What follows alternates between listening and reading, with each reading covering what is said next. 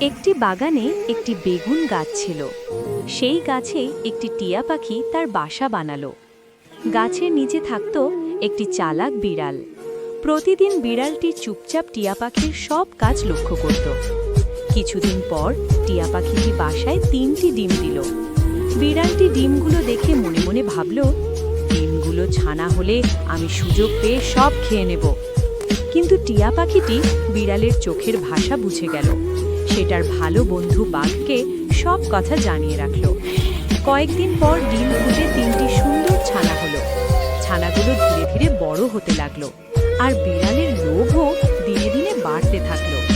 একদিন সুযোগ বুঝে বিড়ালটি ছানাগুলোর দিকে ঝাঁপাতে গেল। ঠিক তখনই হঠাৎ করে বাঘটি এসে হাজির। বাঘটি গর্জে উঠতেই বিড়াল ভয়ে পালিয়ে গেল। টিয়া পাখি ও তার ছানারা নিরাপদে রইল। বাঘটি সত্যিই ছিল খুব ভালো বন্ধু।